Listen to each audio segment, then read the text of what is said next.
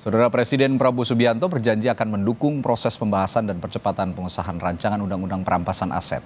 Lalu apa langkah konkret pembahasan aturan perampasan aset ini? Kita bahas bersama Sodeson Tandra, anggota Komisi 3 DPR RI dari fraksi Partai Golkar dan peneliti Pusat Kajian Anti Korupsi PUKAT UGM, Zainur Rahman.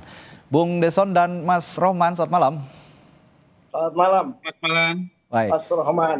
Ya. Salam warahmatullah.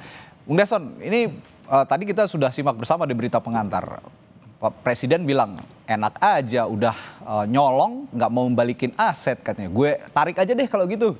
Meskipun dengan gayanya yang sedikit berkelakar tapi menurut saya ini cukup keras begitu untuk menegaskan bahwa RUU perampasan aset ini penting untuk dibahas di DPR. Tindak lanjut dari DPR gimana? Kapan didorong masuk prioritas prolegnas? Bung Deson. Ya, terima kasih. Jadi pernyataan Presiden itu kan pernyataan politik. Ya. Pemimpin negara. Tentu Presiden di dalam koalisi ini kan sangat besar, ya.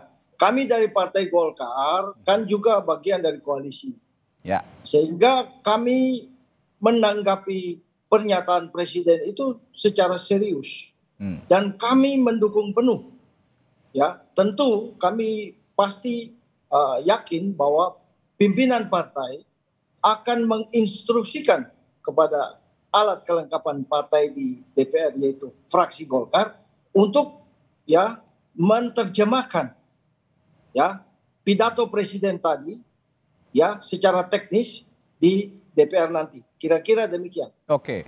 Ini RUU ini kan sudah dibahas di periode lalu sebenarnya dan tadi juga oleh kolega Anda Bung Ahmad Doli Kurnia juga bilang ini sebenarnya sudah masuk prolegnas tapi belum ada di low list, belum ada jadi prioritas. Kendalanya di mana sih sejauh ini kenapa belum jadi prioritas? Kami melihat bahwa ini tidak ada kendala.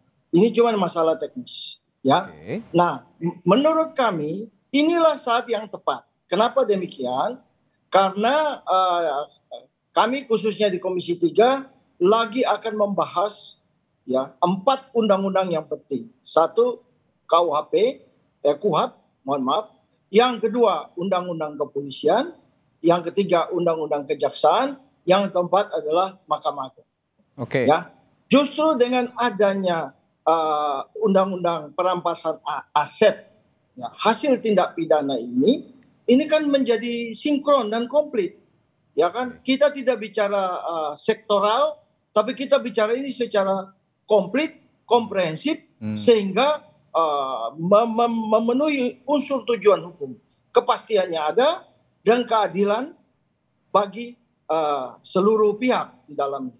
Misalnya kita kemudian melihat bahwa Undang-Undang Perampasan Aset ini kan sudah disebutkan dengan jelas hasil tindak pidana. Ya kan? Kita harus mengerti ini karena di dalam praktik ternyata banyak sekali terjadi bahwa sita itu kemudian kepada benda-benda yang kemudian diklaim bahwa itu bukan hasil tindak pidana.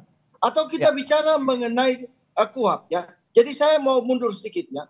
Antara perampasan aset dan sita ini kan dua hal yang berbeda, tetapi mempunyai hubungan, ya kan? Benda itu kemudian bisa dirampas kalau kemudian tindakan pertama adalah sita, kan begitu. Nah, jadi kemudian kalau kita bicara mengenai KUHP, ya, definisi KUHP itu kan sekarang sita itu kepada benda ya hasil kejahatan atau benda yang digunakan untuk melakukan suatu kejahatan. Ya kan? Nah, tujuan dari sita itu adalah pembuktian.